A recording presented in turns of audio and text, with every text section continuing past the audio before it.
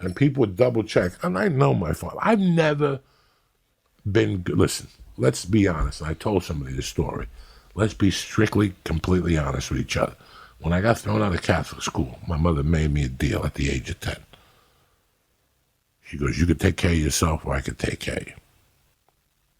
If I take care of you, it's going to be under fucking communistic Cuban rules.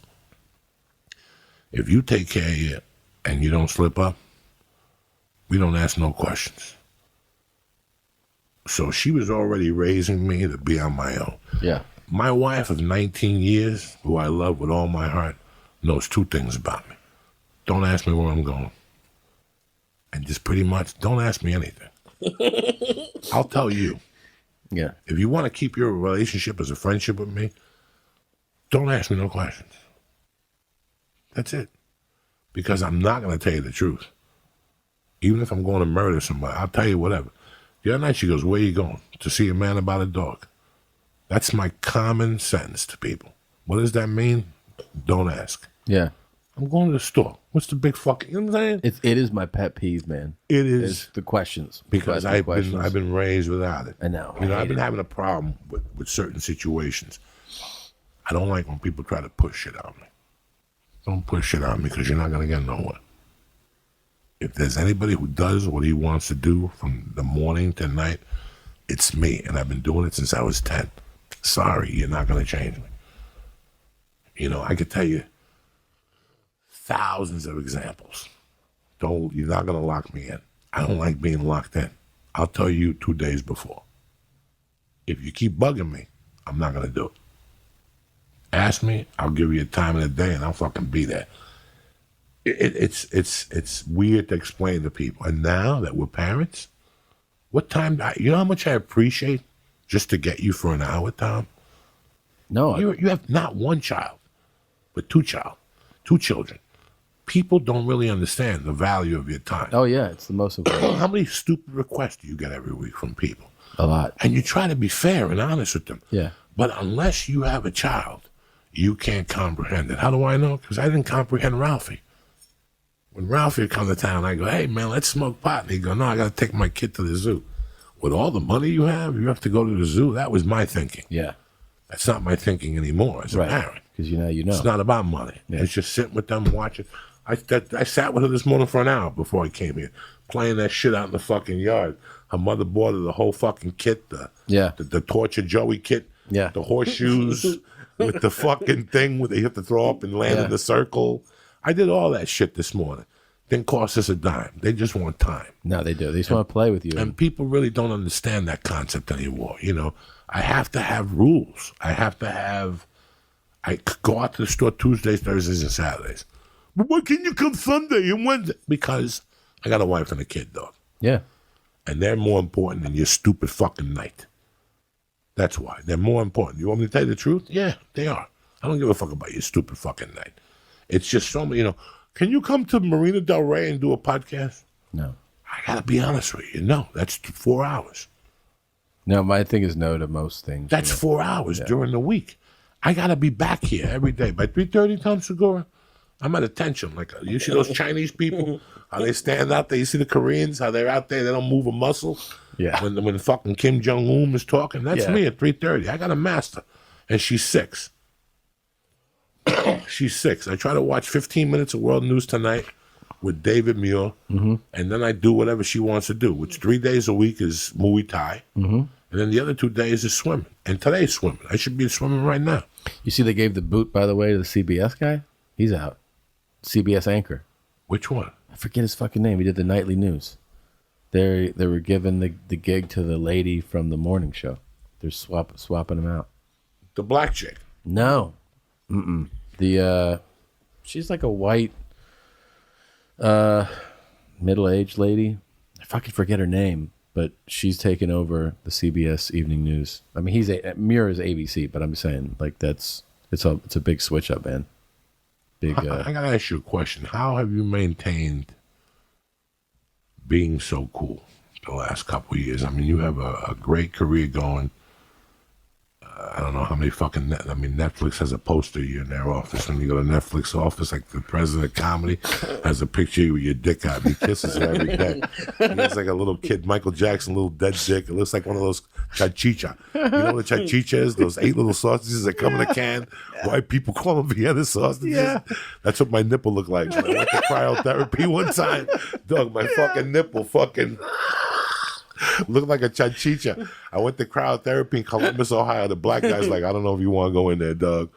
A motherfucker hasn't been in there in weeks. Because when you go to cryotherapy in Ventura, it's every 3 minutes there's something in there, so it warms up. Like the other day, I went in there early, like 10:15. Ooh, that shit. That was the longest 3 minutes of my life. I threw more punches than Donald Cerrone did. Dog, I was throwing fucking punches for my life. Is that what you do in there? Yeah, what are you gonna do? What options do you have? But you move. I go in. The song is 3.5 minutes. I put on Slaves and Bulldozers, and I always have to have. You can't have bad music in there. No, you go crazy. Yeah. So you gotta have Madonna. You gotta move. Yeah. I put on Get Into the Groove. Yeah. Or Burning Up for Your Love, and I'm dancing. So when I go during the week now, you have to go at a weird time. Like Sundays, you go in at 12:15. Ooh. You're going to freeze to death in there. So that first minute is so easy. So what I do is the first 30 seconds for me is just standing. I take the robe off, I hang it up, and I just stand there. And I let the cold hit me, and I focus on breathing. That's the most important thing about the crowd chamber that they don't tell you. That's why as soon as I went into a crowd chamber, the first thing I did was call Dr. Belize. Because in Dr. Belize's book, it says about the age from 13 to 16 is when you lose your natural ability to breathe. Something happens traumatic and your timing goes off. So you forget how to inhale through your nose and breathe out through your mouth. That thing forces you. If not, you will have a panic attack in there. Yeah. So the first 30 seconds when you go, you would just align your breathing. Listen to the music and just get your breathing in. And know that for 3 minutes, you can't stop. I go in there for 3.5 minutes. Do you really? Yeah, 3.5. Damn. I started at 3:15. You started at 3:15? Yeah, the first time I went in there with 3:15, I thought I was going to fucking die. I started with 2. I started at 3:15 and worked myself to 3:30. God damn. At 3:15, I know to turn around and start putting my robe on. Okay. I always leave the one arm fucked up to force me to adjust to the stress. Like if it's cold, I want to get adjust. So I just don't. I always leave the arm tucked. Yeah. You don't understand what I'm trying to say to you? I think so, yeah. To give me a harder time to get out of there. Okay. So once it says 30 seconds, I throw punches for another 15. I count them off, and in my head, I stand there and I very relaxedly take the thing off. I don't want to do that because now you're creating panic in yourself. That's true. So I force myself to take it off as cold as I am, pull the sleeve down, and put one arm in, one arm, and when it turns off, she opens the door, I come out, and she fucking tests my body. But I work it. I love that feeling when you leave. It's worth it for it, man. The build. Like I might go today because I'm hungover. Yeah? I'm hungover, just, sleep hungover. Yeah. I did an edible the other night that was so fucking strong that my wife woke me up at 20 to 2 on the couch. And I thought, she goes, you had a look on your face like I was a demon. I go, bro, I passed out and was dreaming about food. You were? Like when she woke me up, I was like, oh my God, thank God you woke me up. I was having a dream about shit. She went in the kitchen and filled up a water bottle at 20 to 2. And I walked straight to the kitchen, opened up the fucking cabinet, and there was a half a jar of Pringles. I just started Pringling it. I just ate the fucking Pringles. Then I made a ham and cheese sandwich. I ate that, and then I went right to bed. I was so fucking high. Like the next morning, I woke up and I saw the American cheese. Because when they slice at the butcher, he puts paper in it. And I saw it. I go, who ate the cheese last? I go, oh my God. I ate the fucking cheese last night. How strong was the edible? 100 milligrams. They're stronger than death. Oh my God. I took 2 of them to New York to shoot this movie.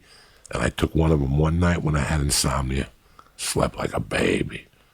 And then the other night I took on the flight back. You took the 100 milligram on the flight back? On the flight back. And I started freaking out that the plane was going to go down. And then they pulled the plane over to the side because of the rain in the Midwest. And they kept saying, if we don't leave in 30 seconds, in 30 minutes, we're probably going to have to cancel a flight till tomorrow morning. I'm high as a fuck. And I'm thinking, maybe I took the wrong plane. I switched. And maybe because I was supposed to leave Saturday morning. You're out of your mind at this point. Out of my mind. I'm an hour in with earphones. The plane was at the gate for half hour, and they made the edible go up. And then we drove around all over fucking New York City with Kennedy Airport. We were cutting off Ubers. I'm like, where the fuck is this plane going? And I saw little Arabs pulling over to the side. Fuck you. I'm trying to drive Uber X. We're in that fucking plane. After a half hour, I'm thinking we're in the air. This is how high I am, Tom Segura. Jesus, man. Now, DirecTV, Mint, JetBlue has the DirecTV. Yeah. So I'm not watching the TV. I'm focused on the radio, and I'm thinking we're in the air already. And I open up and I see 20 other planes. I go, where the fuck are we? We have been driving for an hour. Seriously? I don't know where he went around Kennedy Airport. We're flying around for fucking an hour. And I'm like, where the fuck is this pilot going? I thought we were in the air already. I swear to my daughter's grave, I was so high, I thought we were in the fucking air. I took 20 milligrams on my last flight to New York, and that was too fucking much for me. Really? 20 milligrams will do something to you? Do something. I took 50 on the flight there. No, I was man. fucked up. I was fucked up, dude. Those little stars, those green stars that I bought, the 10 milligrams a piece. Yeah. I took, because I bought those too. You control your high. Yeah. The capsules, Tripoli. Thank God.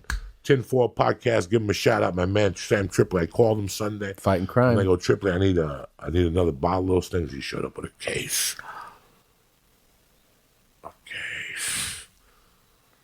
They're good. Sammy, he gets down. So fucking now we're on the guy goes, all flights going south are available to take off, but all flights going westbound are stuck. We're on hold until they open up.